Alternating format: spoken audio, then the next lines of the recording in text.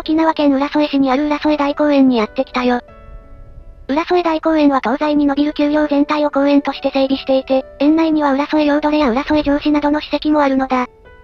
今回は丘陵東端にある渡寺に行ってみるよ。渡寺は丘陵東端にある石灰岩の大岩のことだ。別称で離れ寺や為朝岩、沖縄戦時には米軍からニードル、ロックなどと呼ばれたよ。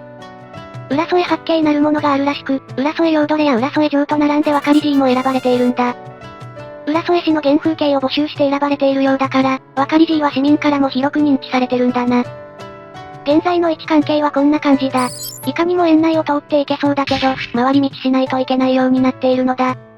渡寺までは、墓地内を通ってアクセスできるよ。これが墓地内から見た渡寺だ。もっと近づいてみよう。これが渡寺だ。岩の大きさは約13メートル、岩の上の標高は148メートルで浦添市内で一番高い場所らしいぞ。近年、崩落防止の補修工事がされたぞ。琉球王国成立や三山時代以前の話で、浦添城に君臨していた英祖王が自らの子であるイソロジーを祀った場所が渡寺とされているよ。浦添城ってすごいのって思われるかもしれないが、その頃の最大の城は浦添城だったので、浦添城に君臨した歴代王党の春天王党、英祖王党、薩東王党はとても強い力を持っていたんだ。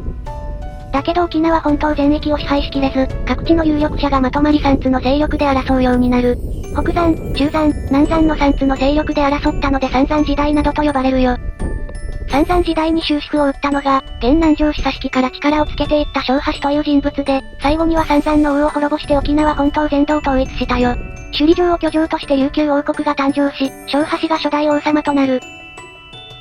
話がずれまくったけど、要は渡寺は王様がこう祀った神聖な場所ということだ。現在、この周辺の前田地区の人々の排除となっているみたいだよ。その後の沖縄戦では、渡寺も含め前田高地全体を日米両軍で奪い合った。米軍は丘陵北側の切り立った崖を白草立地と称し、崖上に立つ渡寺はニードルロックと呼んだぞ。日本軍は丘陵全体に陣地壕を張り巡らせ反斜面陣地を構築、崖を登ってきた米兵を四方八方から銃撃しつつ、敵攻撃は壕内でやり過ごす戦い方で米軍にも大ダメージを与えたのだ。どこから飛んでくるかわからない銃弾、死を顧みない万歳攻撃や爆雷を担いで戦車に突っ込む日本兵を見たからか、アメリカ兵に大量の戦闘神経症という神経症患者が発生したぞ。戦争とはいえ、人が戦車に引かれた挙句に恥ぜる様子なんか見たくないよね。渡寺は長い歴史の目撃者として、今も前田高地に立ち続けているんだな。岩の表面に沖縄戦時の銃弾がめり込んでるって情報を見るんだけど、私はわからなかったので見に行く人は探してみてほしい。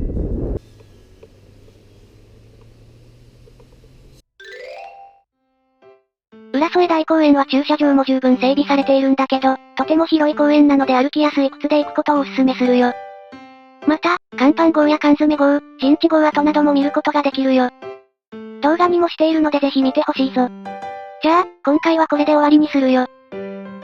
ご視聴ありがとうございました。